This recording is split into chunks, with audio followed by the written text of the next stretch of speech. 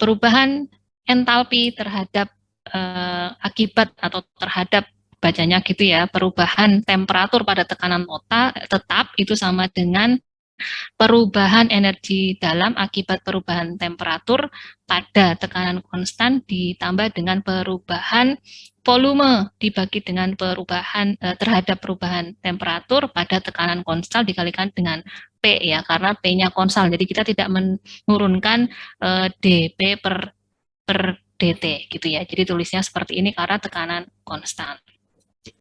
Nah, kemudian kita tahu bahwa yang namanya energi dalam itu adalah fungsi temperatur dan volume, sehingga ketika perubahan energi dalam ini terhadap perubahan suhu dan volume yang kondisinya infinitesimal, ya, sehingga didapat rumusnya turunannya adalah seperti ini. Jadi dou per dt pada V dikalikan dengan dt ditambah dengan dou per dou V T pada perubahan dV gitu ya, pada volume konstan, ya ini pada temperatur konstan. Nah, sehingga nanti kalau persamaan ini ya ini dimasukkan ke dalam persamaan yang atasnya itu akan membentuk persamaan seperti ini ya. Nah, dari sini kita coret ya, dot-nya ini dicoret ya sehingga akan ditemu persamaan yang ini. Jadi dU per dt sama dengan ini ya. Nanti dibaca sendiri ya, capek bacanya.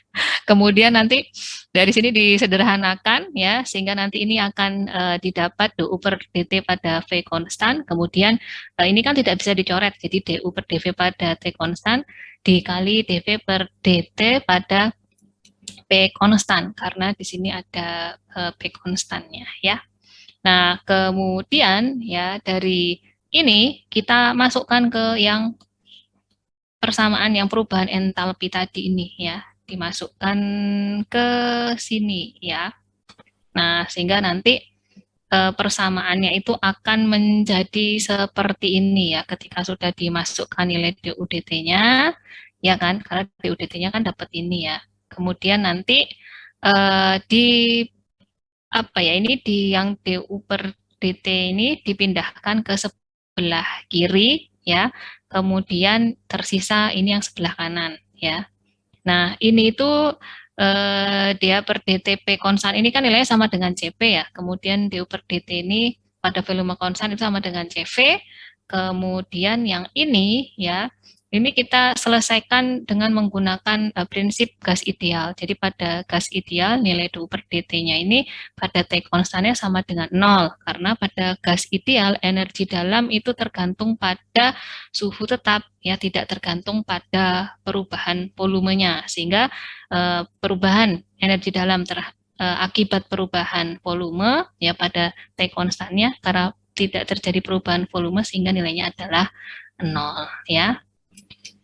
Sehingga didapat rumusnya adalah seperti ini. Jadi Cp min Cv sama dengan dU per dt pada P konstan dikalikan dengan P. Nah, kembali ke persamaan keadaan untuk gas ideal, PV sama dengan nRT. Ini juga kita turunkan ya, pada kita rubah-rubah gitu ya, dengan keadaan yang perubahan yang sangat kecil, infinitesimal. Nah, nanti akan didapatkan penurunan seperti ini ya, dimana nanti ini kalau diturunkan menjadi PDV ditambah VDP sama dengan NRDT, karena NR ini adalah suatu konstanta ya, besarannya sudah pasti, kita tarik ke depan yang berubah adalah T-nya gitu ya. Karena pada tekanan tetap artinya dP-nya ini 0 ya, karena kan tekanan tetap ya, P konstan, sehingga tidak terjadi perubahan tekanan, maka nilainya 0, sehingga persamaannya tersisa ya, tersisa menjadi PDV per dt sama dengan NR. Nah, ini kita masukkan ke sini. Nah, sehingga didapatlah rumus kalau Cp min Cv itu sama dengan Nr ya. Untuk monodiatomik seperti helium, argon, xenon dan lain sebagainya, Cv-nya itu sama dengan 3/2R. Sedangkan Cp kalau dari rumus ini ya, kalau Cv 3/2R maka Cp sama dengan, untuk 1 mol ya, itu berarti 3/2R ditambah dengan R, ketemunya sama dengan 5/2R. Nah, hal yang sama untuk diatomik ya, mohon maaf ini K ya, bukan L, seperti oksigen, nitrogen, CO dan lain sebagainya yang diatomik ya. molekul-molekul diatomik, maka nanti CV-nya itu sama dengan 5/2R ya. Kemudian nanti CP-nya berarti 5/2 ditambah dengan R ya, ketemunya 7/2R. Hal yang sama nanti untuk yang poliatomik silahkan dibuat sendiri nilai CP dan CV-nya. Nah, ini contoh dari hubungan CP ya, hubungan CP dari CP CV-nya ya. Jadi hitunglah jumlah panas yang diperlukan untuk menaikkan 8 gram helium dari ya mungkin dari 298 Kelvin ke 398 Kelvin pada tekanan konstan ya. Berarti kalau tekanan konstan maka CP ya. CP itu sama dengan karena ini monoatomik ya, maka CP-nya 5/2R ya. Kalau ini menggunakan satuan SI, berarti R-nya yang pakai satuan SI, ya 8,314 Joule per mol Kelvin, ketemunya seperti ini.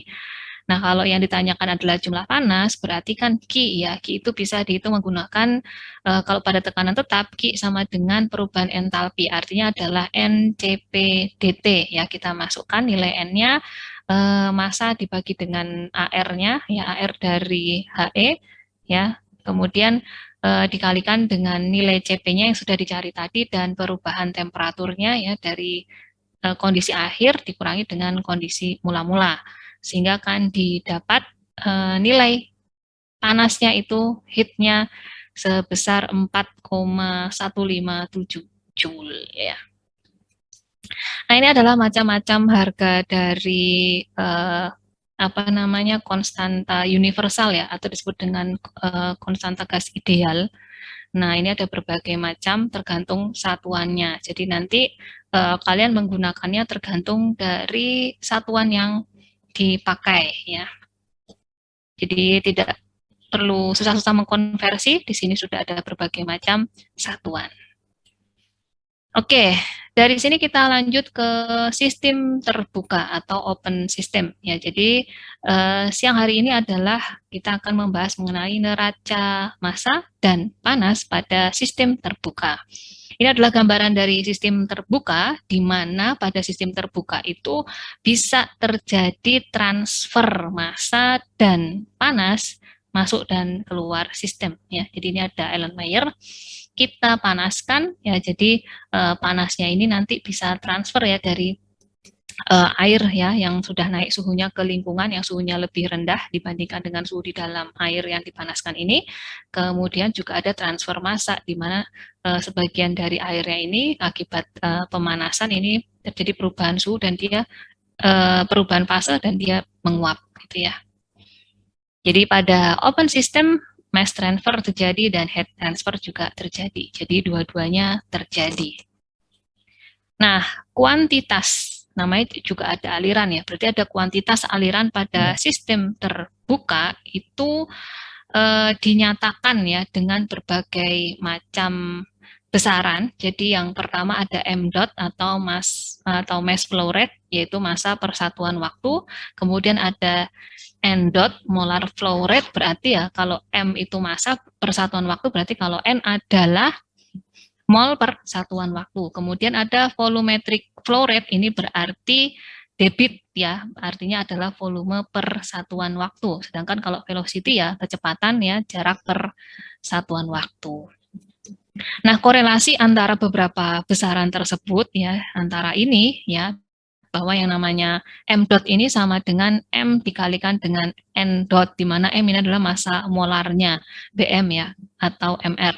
Kemudian Q ya, debit ini sama dengan U dikalikan dengan A. U ini adalah velocity, A ini adalah luas penampang aliran. Jadi kalau misalnya alirannya bentuknya pipa, ya berarti luas penampangnya adalah lingkaran pipanya itu ya. Kemudian hubungan antara M dot U, A, dan Rho ini dinyatakan seperti ini. Jadi yang namanya M dot ini sama dengan U, ini kecepatan, dikalikan dengan luas penampang, dikalikan dengan densitas fluidanya yang mengalir. Kemudian kalau N dot itu juga sama. Jadi U dikalikan dengan A, dikalikan dengan densitas. Ya, itu ingat kalau dot itu berarti massa per satuan waktu. Nah, kita masuk ke neraca massa, karena tinjauan pada siang hari ini adalah neraca massa dan panas ya, karena namanya sistem terbuka itu baik massa dan panas itu bisa ditransfer masuk dan keluar sistem ya. Jadi ini gambaran dari sistem terbuka ya, jadi sistem open gitu ya. Jadi gimana bahasa Inggrisnya ya? Open system ya. Nah, CV ini, kontrol volume ini adalah nama dari sistem terbukanya. Jadi istilah CV kontrol volume ini adalah sistem terbuka. Jadi daerah yang kita jadikan pusat perhatian analisis pada open system gitu yang disebut dengan kontrol volume ya. Dan di sini ada di dalam kontrol volume ini dmCV per dt merupakan laju perubahan massa di dalam kontrol volume atau di dalam sistem yang ditinjau. Nah, di sini yang namanya sistem terbuka berarti ada arus yang masuk dan ada arus yang keluar karena ada massa yang transfer ke dalam dan keluar sistem ya. Yang M.1, M.2 ini merupakan arus masuk, sedangkan M.3 ini adalah arus keluarnya. Dan ini kalau dot berarti tadi ya massa per satuan waktu. Nah, ini yang namanya kontrol surface itu disebut dengan boundary ya. Kalau misalnya pada closed system itu boundary. Jadi daerah yang memisahkan antara sistem dengan lingkungan ya, boundary batas sistem. Nah, penyusunannya itu neraca massa ya di ATK pasti udah ya, semoga aja nggak lupa ya. Jadi namanya akumulasi dalam sistem itu sama dengan input dikurangi dengan output ya. Nah, nanti berarti kalau akumulasi dalam sistem itu berarti dmCV per dt sama dengan input min output. Berarti M1 ditambah dengan M2 dikurangi dengan M3. Kita orek-orek aja biar ingat ya. Pen. Nah, ya jadi akumulasi sama dengan input min output ya. Berarti kalau di sini akumulasinya adalah laju perubahan massa di dalam kontrol volume terhadap waktu ya. Itu sama dengan inputnya, berarti M.1 ditambah M.2 min M.3 ya. Nah, ini adalah flowing stream, itu artinya merupakan aliran massa masuk keluar sistem ya. FS ini artinya adalah flowing stream, yaitu aliran massa masuk keluar sistem ya. Dan dm.fs ini sendiri artinya adalah selisih laju alir massa keluar dikurangi dengan masuk laju alir massa masuk ke kontrol volume ke dalam sistemnya gitu ya. Sehingga kalau dibalik gitu ya, jadi kalau mau mencari DMS-nya ya, jadi ini saya biar nggak bingung. Setip. Oke. Nah, berarti ini kan dmCV per dt, kita balik dulu ya, karena di sini keluar dikurangi dengan masuk, posisinya dibalik. Berarti min M3, ini minusnya di luar ya.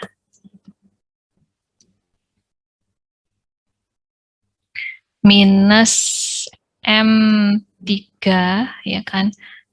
Kemudian minus M2 minus M1, jangan lupa dot dot dot. Nah, sehingga ini kalau dijadikan satu di sebelah kiri, kebalik ya, persamaannya akan sama, mohon maaf, akan sama dengan yang di bawahnya ya.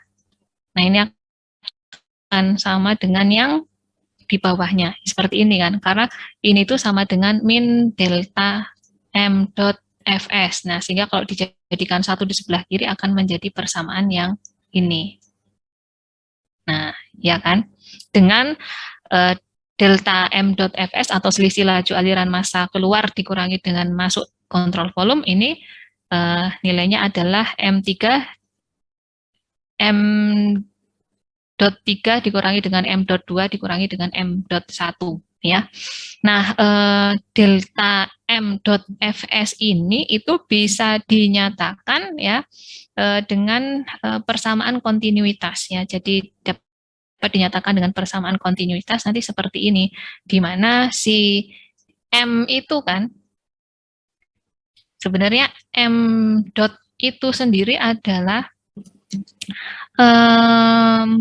apa namanya debit dikalikan dengan densitas, karena debit itu kan V per waktu ya, ini kan volume per waktu, sedangkan kalau densitas itu adalah massa per volume ya kan. Nah, berarti kan sama kan, balik lagi. Nah, ini itu Q itu sendiri kan kecepatan dikalikan dengan luas penampang dikalikan dengan densitas. Nah, maka jadi persamaan ini itu bisa dijadikan ya, dinyatakan dalam persamaan kontinuitas. Nah, ini sudah ada tulisannya di bawah seperti ini. Sejarahnya adalah ini. Jadi M dot itu sendiri merupakan debit dikalikan dengan densitas, dan debit ini kalau kita uraikan laju kecepatan dikalikan dengan luas penampang ya. Ketemunya nanti akan sama menjadi M dot.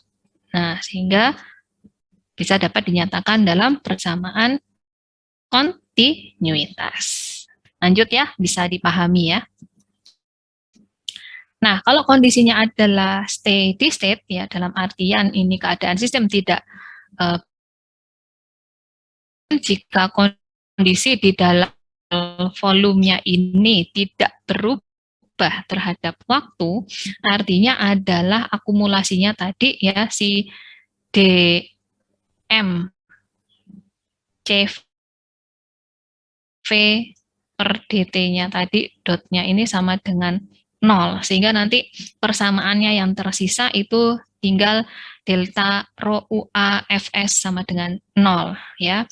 Dimana kalau masanya itu M dotnya itu konstan ya, kalau M dotnya itu konstan, maka nanti ini kan keadaan 2 min keadaan 1 ya, keluar dikurangi dengan yang masuk gitu ya, berarti rho 2 U2 A2 sama dengan rho 1 U1 A1 gitu ya, ini kan posisinya di sana, sehingga kalau steady state artinya kondisi 2 itu sama dengan kondisi 1, di mana ini adalah menunjukkan M dot ya, sehingga kalau steady state maka nanti laju alir masanya pada titik awal itu sama dengan titik 1 atau disebut dengan konstan ya, sehingga nanti misalnya tidak ada data massa ya, nanti massa M dotnya itu ya, laju alir masanya itu bisa dicari pakai rumus UA per V ya,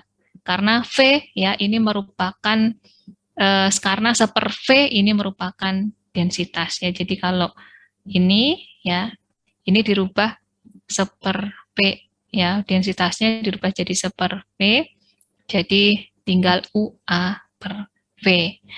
V yang di sini itu maksudnya adalah volume spesifik ya, volume spesifik itu kan kemarin volume per satuan massa ya, jadi kalau dibalik jadi seper volume spesifik, jadi massa per volume gitu.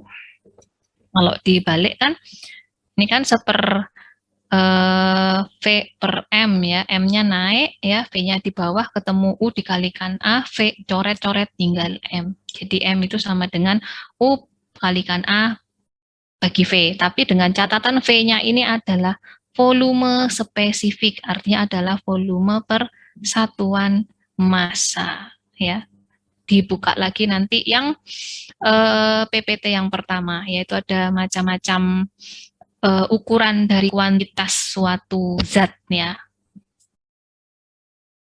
Nah, kita masuk ke neraca energinya. Kalau tadi sudah bahas neraca massa, ini neraca energinya gitu ya. Jadi jangan lupa ya, nanti ada m dot, q dot. M dot itu berarti masa persatuan waktu, kalau q dot itu berarti energi persatuan waktu, ya, sama-sama. Dot itu artinya persatuan waktu. Oke, jadi di sini ada suatu kontrol volume gitu ya, di mana di sini ada aliran yang masuk titik 1 dan aliran yang keluar titik 2. Nah, di sini kalau dari gambar ini berarti semua properties pada aliran ini diketahui seperti nilai V1-nya, U1-nya, H1-nya, tekanannya, kecepatannya, sama halnya di sini juga iya. Dan di sini ada panas dari lingkungan, ya, ini panahnya ke dalam, dan juga ada kerja shaft, ya. S ini menunjukkan kerja shaft karena putaran gitu ya. Itu dari lingkungan, ya. Nah, ini kalau yang seperti ini, kalau dot itu berarti artinya adalah energi per satuan waktu, ya, sama halnya dengan WS. Ini berarti adalah kerja per satuan waktu. Dotnya, ada dotnya ini ya. Nah, kemudian kalau kita jabarkan gitu ya, bahwa aliran yang masuk ataupun keluar sistem dari kontrol volume ini akan membawa energi. Jadi aliran yang ngalir itu ya, yang masuk ke dalam kontrol volume dan yang keluar dari kontrol volume itu dia akan membawa energi berupa energi dalam, energi kinetik, dan energi potensial ya. Nah, makanya kemarin dibedakan ya. Jadi untuk energi internal energi kan juga punya energi kinetik, potensial, tapi skalanya adalah mikro ya, dari atom molekulnya di dalam fluidanya itu. Tapi kalau yang ini adalah energi yang dibawa oleh alirannya. Jadi skalanya ini adalah makro ya, skala makronya. Nah, di mana kalau laju energi masuk itu dirumuskan dengan U1, jadi adalah energi dalam ya, ditambah dengan, biasanya ini disimpulkan dengan E ya, itu sama dengan U1 ditambah dengan energi kinetik, ini EK, dan ditambah dengan energi potensial ya. Kemudian untuk yang laju energi keluarnya ya, ini E1, ini E2 adalah U2, energi dalam, ditambah dengan energi kinetik pada titik 2, ini titik 1 ya. Kemudian energi potensial ditambah energi potensial pada titik 2, sehingga nanti laju energi neto ya, di mana input dikurangi dengan output. Nah, ini seperti ini ya. Jadi input dikurangi dengan output. Nah, kalau dibalik itu jadi seperti ini ya. Jadi tandanya minus ini dibalik posisinya.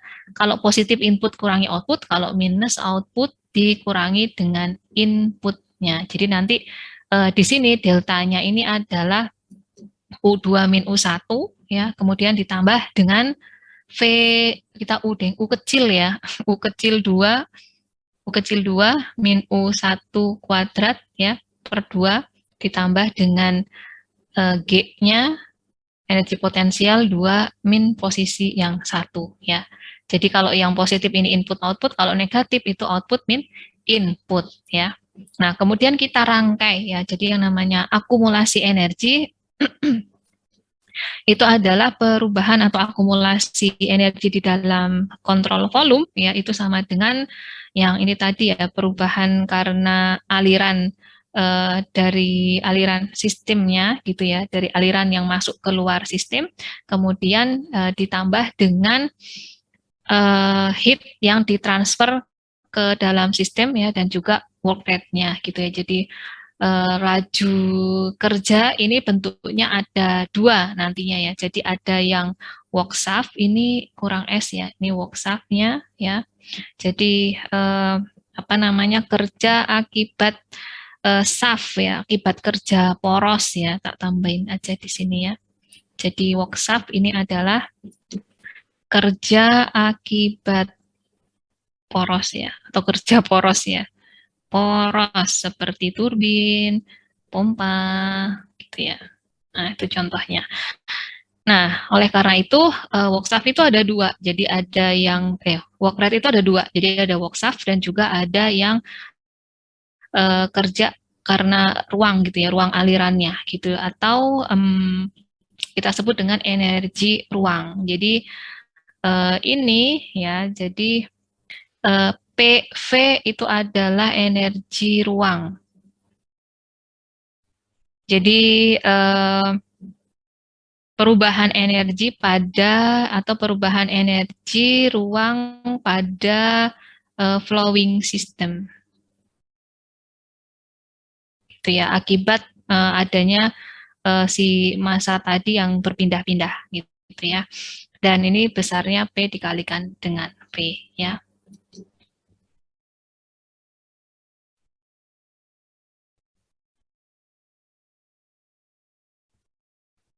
Nah, ini sudah kita uraikan gitu ya. Ini nilainya negatif, ini maksudnya adalah karena sistem melakukan kerja gitu ya kan, karena dia sistemnya kan yang mengeluarkan kerja ya. Jadi bentuknya tandanya negatif ya. Kemudian kalau Q-nya ini positif karena tadi ya sesuai dengan gambar itu ada panas yang ditransfer dari lingkungan ke sistem. Sama juga yang kerja tadi arahnya panah masuk ke dalam sistem, artinya kerja ini masuk dari lingkungan ke sistem atau sistemnya mendapatkan kerja gitu ya.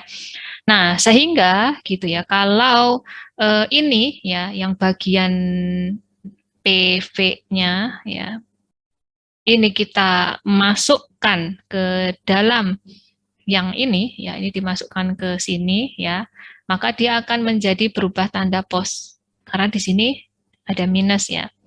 Nah, di mana kemarin kita tahu bahwa U ditambah dengan PV itu sama dengan entalpi ya, ini U ditambah PV ini sama dengan entalpi, sehingga nanti persamaannya akan menjadi DMU CV per DT itu sama dengan min delta H plus U kuadrat per 2 ditambah dengan ZG M dot, ini ditambah dengan Q dot plus W dot. Nah, yang energi akibat aliran dari sistem ini kita jadikan satu ke sebelah kiri sini. Jadi sama-sama miliknya sistem ya. Kita masukkan ke sebelah kiri sama-sama miliknya sistem. Yang sebelah kanan ini sama-sama lingkungan gitu ya. Karena biasanya bentuk energi dari lingkungan itu adalah Q dan W gitu ya dalam sistem termodinamika. Jadi kita kumpulkan ke sebelah kiri sama-sama sistem, yang sebelah kanan adalah lingkungan. Nah, ini adalah persamaan neraca panas atau energi pada open system. Nah, kalau misalnya dia tidak ada perubahan kecepatan dari aliran masuk dan keluar dan juga tidak ada perubahan ketinggian ya, posisinya itu sama ya, di mana aliran masuk dan keluar posisinya sama, artinya energi kinetik dan energi potensial bisa diabaikan, maka persamaan ini akan berubah menjadi persamaan yang di bawah ini ya. Jadi DMU CV per DT ditambah dengan delta HM dot itu sama dengan Q dot plus W dot. Nah, ini kalau ada Q dot W dot ini berarti artinya secara keseluruhan ini satuannya adalah energi per satuan waktu. Ya. Nah, sekarang kita masuk ke neraca energi untuk aliran steady state. Ya, namanya steady state ya di ATK kemarin itu berarti tidak ada perubahan akumulasi dalam sistem, yang artinya DMU CV per DT itu sama dengan 0 ya. Ini steady state berarti ini sama dengan 0 ya. Karena massa di dalam kontrol volume itu sama dengan konstan. Berarti kan tidak ada perubahan ya. D ini kan menunjukkan suatu perubahan yang sangat infinitesimal gitu ya. Dan artinya tidak ada perubahan sifat-sifat fluida di dalam kontrol volume di jalur pemasukan dan pengeluaran sepanjang waktu ya. Dan di sini tidak ada ekspansi di dalam kontrol volume, satu-satunya kerja usaha yang ada adalah shaft work-nya, jadi WS-nya ini ya, si WS turun. Nah ini menjadi ini persamaannya. Ini adalah neraca energi untuk proses alir steady state gitu ya. Jadi sebenarnya kalian itu tidak perlu menghafal rumusnya, yang penting kalian tahu. Jadi macam-macam energi yang terlibat, kemudian disusun sendiri gitu ya. Nah, dengan kalian nanti belajar menyusun rumusnya, nanti kalian akan paham. Jadi ketika nanti steady state gitu ya, rumusnya tinggal apa. Misalnya kalau nggak steady state berarti ada dmu CV per dt, kalau yang steady state itu berarti dmu CV per dt-nya 0, sehingga rumusnya hanya menjadi seperti ini. Jadi delta H U kuadrat per 2 ditambah dengan ZG M dot dikalikan dengan M dot sama dengan Q dot ditambah dengan WS dot ya, kerja safnya. Nah, persamaan ini itu untuk sistem satuan SI ya. Kalau sistemnya satuannya British itu nanti pada energi kinetik dan potensialnya dikoreksi dengan GC ya. Kemarin 32,174 gitu ya. Dikoreksi dengan GC untuk konversi FTLBF-nya itu ya. Fit on FTLBF, fit on force ya.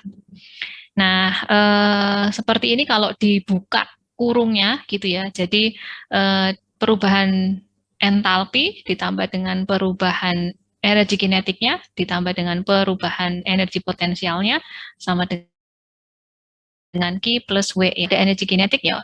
Karena energi kinetik itu berhubungan dengan perpindahan ya, kecepatan, maka nanti yang berubah adalah delta U-nya gitu ya, kecepatannya.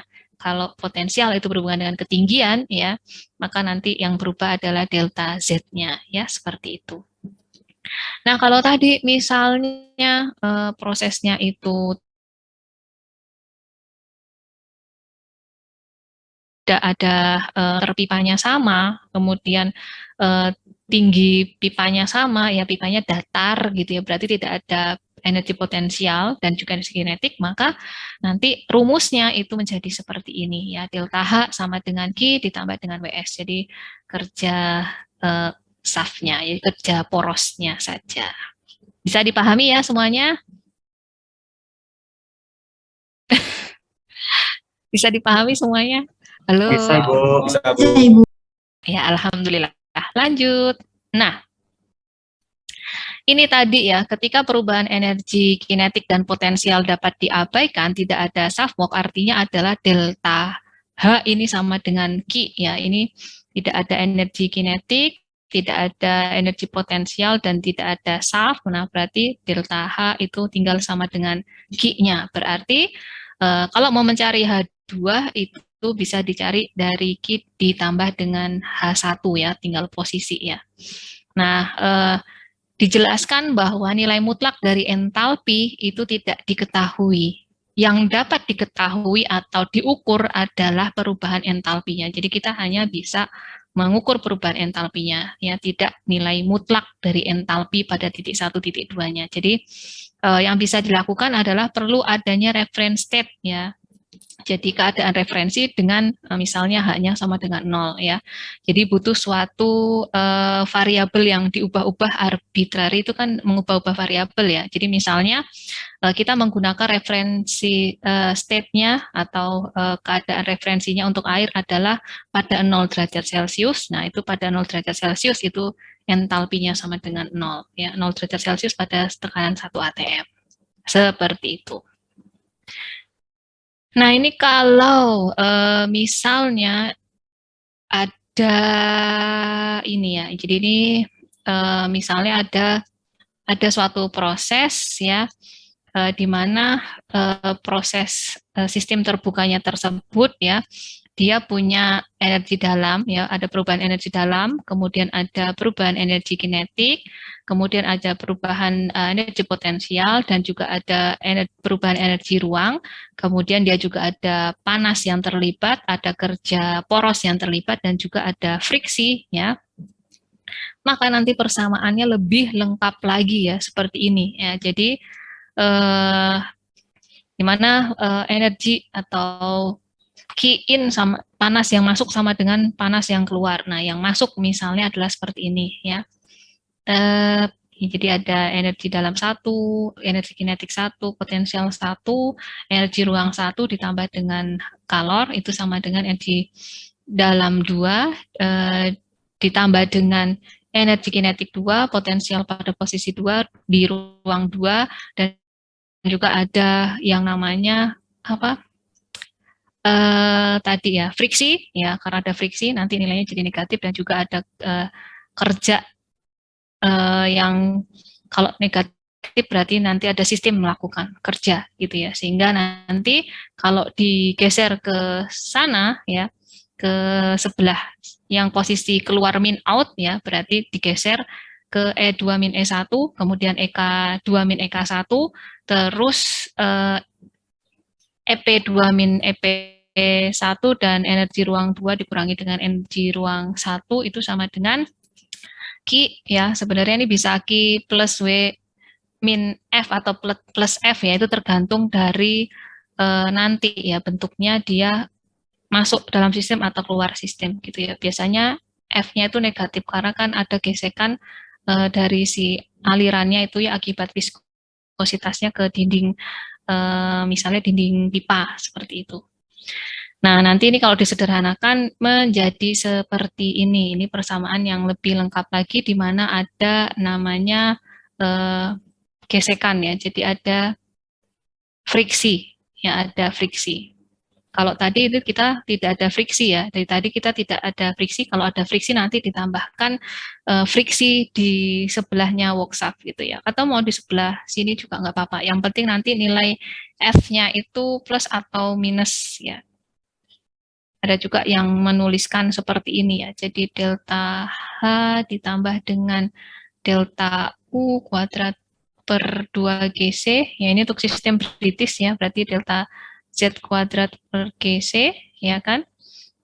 Sama dengan ditambah F friksinya sama dengan Q min W, atau kita biasanya menuliskan Q plus W ya, tergantung ya. Kemarin ini kesepakatan aja ya, kalau bentuknya plus itu berarti baik Q maupun W ini nilainya positif kalau dari lingkungan ke sistem ya, jadi ada kerja dan juga panas dari lingkungan ke sistem. Tapi kalau misalnya sistem itu melakukan dan mengeluarkan panas atau kerja, maka nanti nilainya menjadi negatif ya, seperti itu.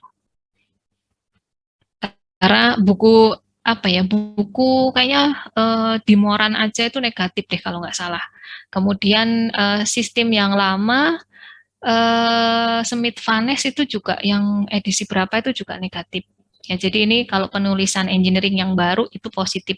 Jadi Q plus W bukan Q min W lagi. Tapi ya nggak masalah, itu hanya dibalik aja antara kerja dan panas yang masuk dan keluar sistemnya. Kesepakatannya dibalik. Oke, untuk memudahkan pemahaman, jam berapa ini? Kita sampai jam berapa sih? Halo, kita sampai jam berapa? 12.40. Oh, alhamdulillah. Masih 50 menit lagi ya. Kaget saya. Baik, kita masuk ke contoh soal aja ya. Nanti sampai dengan selesai kuliah kita ke contoh soal. Nah, ini contoh soalnya saya ambil dari Smith Vanes edisi 8 yang sudah saya kasih linknya di Spada ya. Jadi contoh 2.13. Jadi ada udara, tekanannya 1 bar dan suhunya 25 derajat Celcius ya, masuk ke dalam kompresor dengan kecepatan yang sangat kecil ya. Kemudian di sini keluar dari kompresor, dia tekanannya 3 bar. Nah, masuk ke nozzle ya kan, sehingga nanti didapatkan tekanan akhirnya adalah 1 bar gitu ya. Initial condition temperatur ya, dan juga pressure-nya ini sama seperti kondisi mula-mula 25 derajat Celcius. Nah, tapi di sini final velocity-nya, jadi kecepatan akhirnya itu adalah 600 meter per sekon. Jika kerja kompresi itu adalah 240 kJ per kilogram, ya WS-nya itu 20 kJ per kilogram udara, berapakah panas yang harus dipindahkan selama kompresi itu ya. Nah, ini ada kerja kompresor sehingga nanti WS-nya adalah positif. Kemudian di sini nanti ada panas yang harus dipindahkan selama kompresi. Nah, biasanya kita susun dulu ya diagram prosesnya. Di sini ada keluar, kemudian ada W-nya ya masuk ke dalam sistem. Kemudian ini nanti key-nya kita lihat ya, must be removed berarti keluar ya, keluar dari sistem ya. Berarti harus key-nya harus negatif ya. Coba nanti kita lihat. Selama kompresi.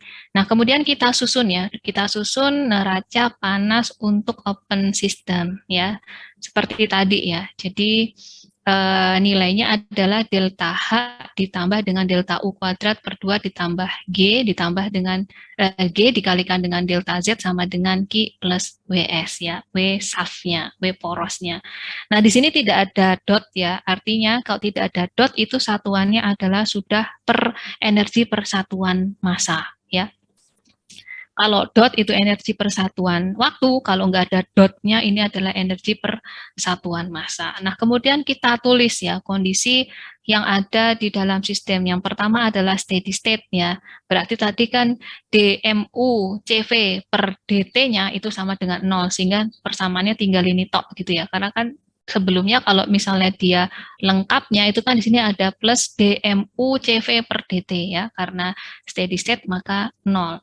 Kemudian tidak ada perubahan temperatur ya. Kita lihat di sini bahwa awal masuk 25, kemudian keluar itu juga 25 ya, sehingga delta H-nya itu nanti sama dengan 0. Karena pada contoh yang kemarin slide terakhir yang barusan di awal saya omong tadi ya, bahwa U dan H itu nilainya adalah bergantung atau fungsi temperatur, sehingga tadi kalau misalnya ada proses isotermal di mana tidak ada perubahan temperatur awal dan akhir sistem, artinya nilai U dan H-nya itu sama dengan 0. Nah, ini sama karena tidak ada perubahan temperatur ya, artinya adalah temperatur input sama dengan output, berarti delta H-nya 0. Kemudian karena di sini tidak disebutkan berapa ketinggiannya, kita asumsi ya EP-nya itu abaikan ya, karena yang selanjutnya adalah untuk EK-nya, karena di sini itu pada titik 1 ya, pada titik 1 inputnya itu kecepatannya sangat-sangat kecil, tidak disebutkan ya, kita anggap dia itu 0 ya, sehingga EK1 itu diabaikan. Nah, akhirnya nanti persamaannya sisanya tinggal ini ya, tinggal U2 kuadrat per 2 sama dengan Q plus WS ya, di mana U2 kuadrat itu kan hasil dari penjabaran ini ya. Karena kan tadi di sini 0, ya kan? Di sini 0. Berarti kan sisanya tinggal delta U kuadrat per 2 itu sama dengan Q plus WS. Nah, delta U ini kan U2 min U1, jangan lupa kuadratnya dibagi dengan, oh, ini mohon maaf, kena bawah ya jadinya. Wow. Ya, jadinya dia akan merubah strukturnya ya. Ini per 2 gitu ya. Sama dengan Q plus WS. Nah, seperti ini nantinya. Aduh, sebentar. Nah, ini tadi ya. Maka kan tadi tinggal delta, jangan delta berarti sudah diuraikan, U2 kuadrat min U1 kuadrat, ini kecepatan dibagi 2, ini sama dengan Q ditambah dengan WS. Nah, karena tadi U1-nya sangat-sangat kecil ya, low, kan dia bilang, akhirnya sisanya tinggal ini. Jadi tinggal U2 kuadrat per 2 sama dengan Q plus W ya. Nah, yang diketahui kan W sama ini ya, U2-nya yang ditanyakan Q, sehingga Q-nya sama dengan U2 kuadrat per 2 min WS. Nah, kemudian energi kinetiknya tadi diketahui ya, pada kecepatan keluar dari nozzle-nya tadi kan 600 meter per sekon ya, sehingga kita masukkan ke persamaan U2 kuadrat per 2, ketemunya adalah ini ya.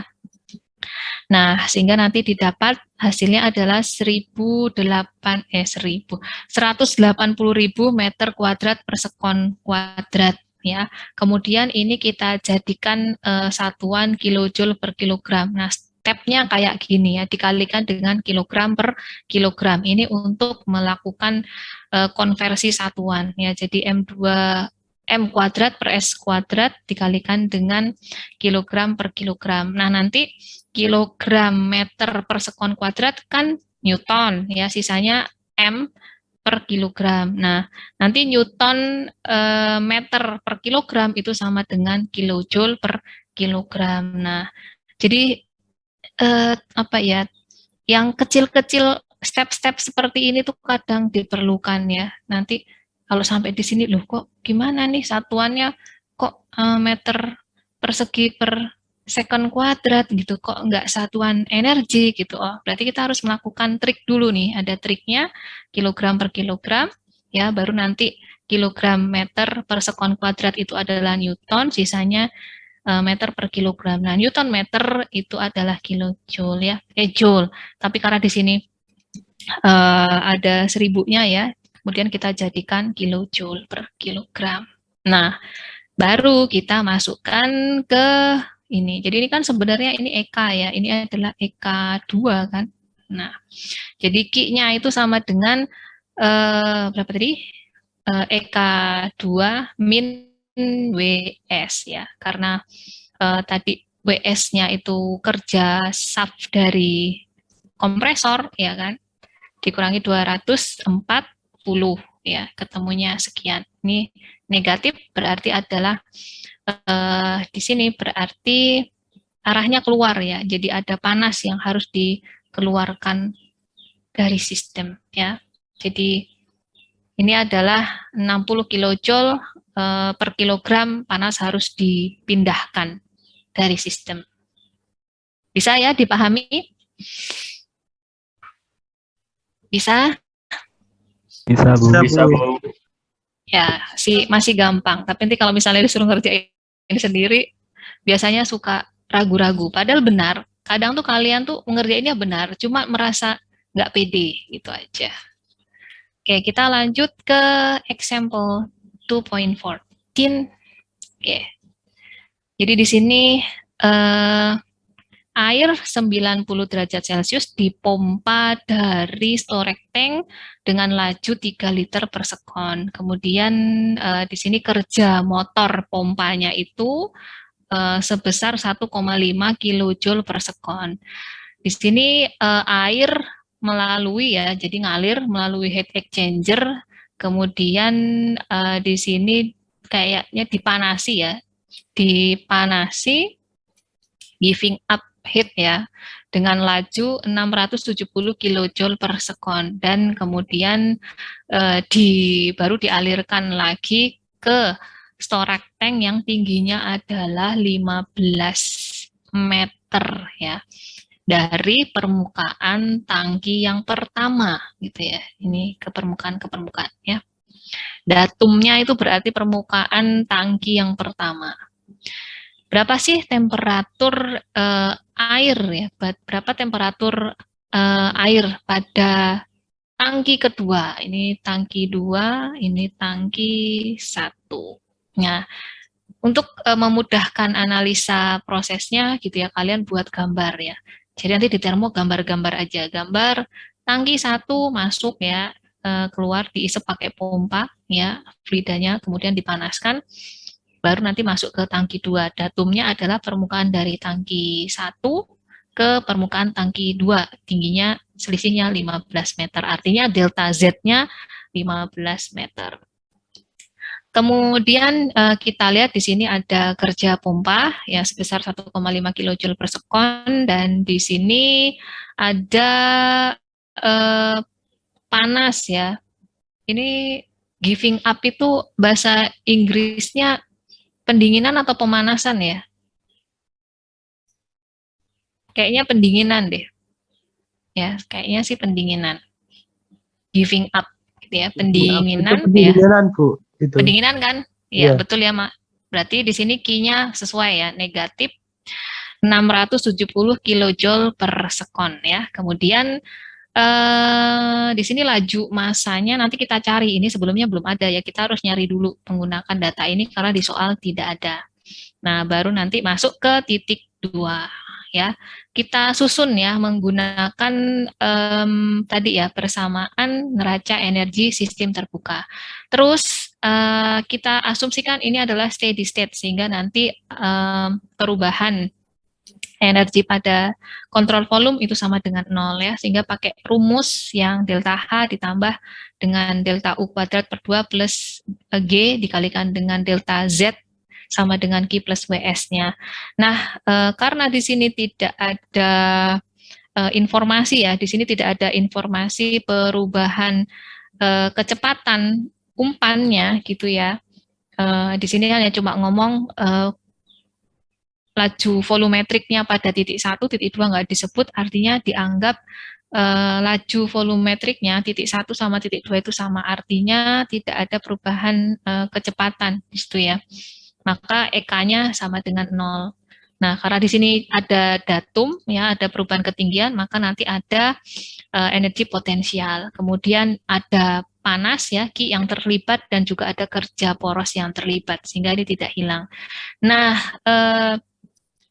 karena yang diketahui ini adalah laju volumetrik ya, sedangkan kalau yang kita pakai di sini adalah laju mass ya, laju aliran mass, jadi laju masanya, maka nanti kita rubah dulu ya dari volumetrik ke laju alir ke bentuk massa ya. Nah, kalau di sini kita air ya, berarti kita membutuhkan tabel densitas ya. Sehingga nanti untuk mengubah dari volume ke massa kita butuh densitas. Jadi berdasarkan tabel densitas, kalau kalian nggak percaya buka aja Perry yang pure density for pure sesuatu lah, ada water lah di situ pokoknya ya. Nanti dilihat pada suhu 90 derajat Celcius, maka densitas airnya itu sekitar 0,965 kg per liter. Nah, sehingga kita bisa menghitung mass flow rate-nya atau laju alir massanya ya. Rho itu sama dengan M per V ya kan, Rho sama dengan M per V ya. Maka V itu sama dengan maka M itu sama dengan V dikalikan dengan Rho ya. Sehingga di sini berarti 3 ya, karena laju alir volumetrik debit dikalikan dengan densitasnya ya. Atau debit dikalikan dengan densitasnya, ini sama, ini kalau V per T kan menjadi densitas ya. Ini dikalikan ketemu masanya 2,895 kg per sekon. Nah, setelah ini baru kita bisa menyelesaikan. Ya, kita bisa menyelesaikan, tapi satu-satu ya. Karena di sini giving up ya, berarti tadi prosesnya mendinginkan ya. Maka Q-nya itu nanti keluar sistem ya, itu jadi negatif ya. Nah, karena di sini Q-nya itu satuannya masih kilojoule per second ya, berarti kita harus, ini kan Q dot ya, nah berarti kita harus rubah jadi Q ya. Kalau Q dot itu adalah energi per waktu, persatuan waktu, nah kalau Q yang sesuai dengan persamaan neraca massa, persamaan neraca panasnya, Q-nya itu satuannya adalah energi per massa. Jadi Q dot ini harus dibagi dulu dengan massa supaya menjadi Q. Jadi Q itu sama dengan Q dot per M dot, gitu ya. Maka nanti akan ketemu, kok bisa Bu? Oke, tak jabarin ya. Q dot itu adalah energi per waktu. Ya, dibagi dengan massa itu adalah massa per waktu. Ini coret-coret ya kan? Ketemunya adalah energi per massa. Oke. Sesuai ya. Jadi Q dot dibagi dengan M dot. Nah, hal yang sama untuk pompanya. Karena pompanya itu juga tadi W saf-nya itu masih kilojoule per second, masih W dot gitu ya. Maka mencari W-nya itu adalah WS itu sama dengan W dot per M dot ya, ketemunya sama seperti ini. Nah, Kemudian karena ada energi potensial, ya kita hitung tadi perubahannya, berarti ini ya percepatan gravitasi, satuannya SI nggak perlu per GC, dikalikan dengan beda ketinggian titik 1 dan titik 2 ya. Ketinggiannya adalah 15 ya, ketemunya 147 meter persegi per second kuadrat. Nah, ini sama dengan joule per kilogram ya.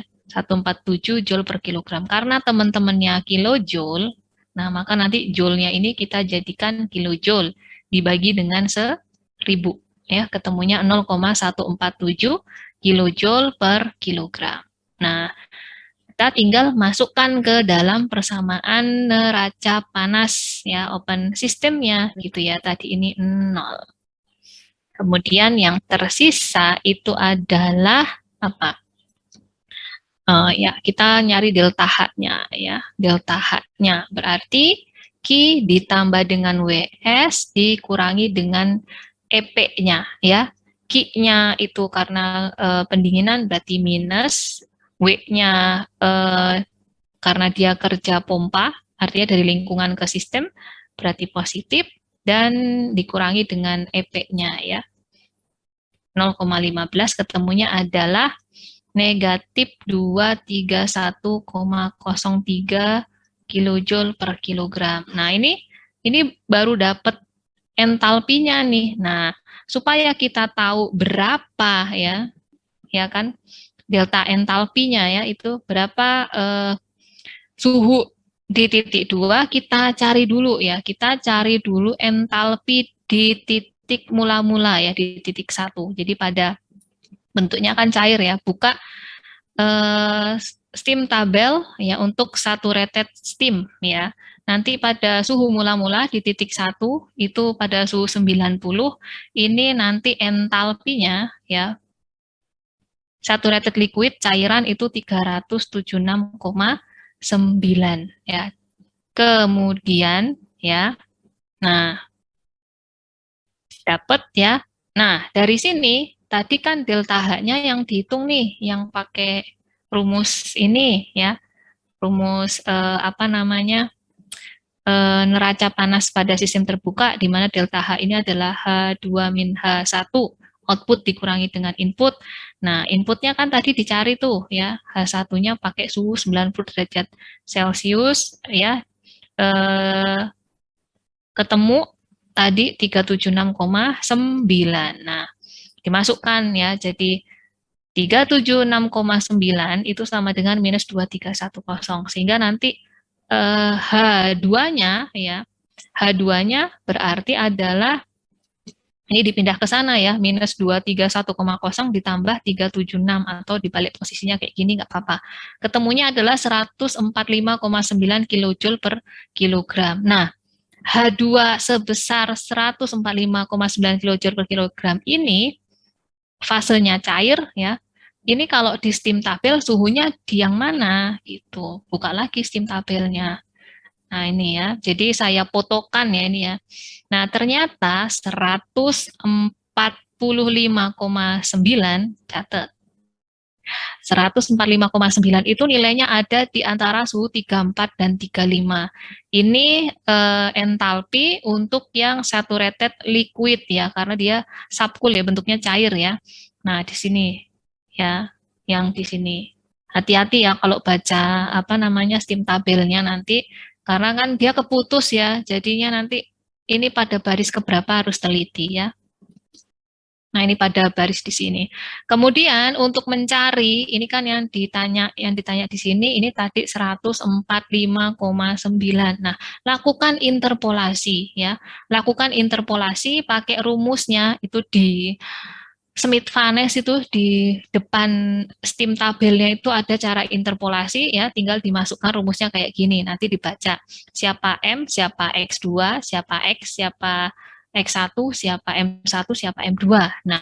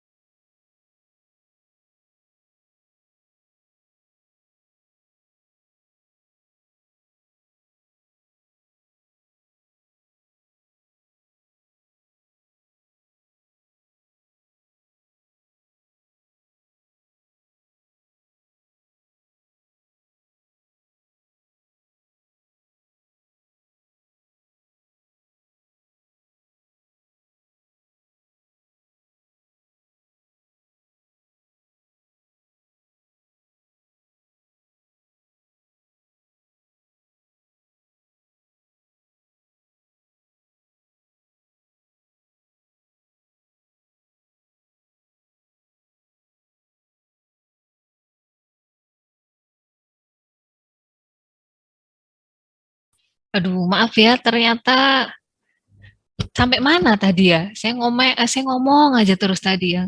Nggak sadar kalau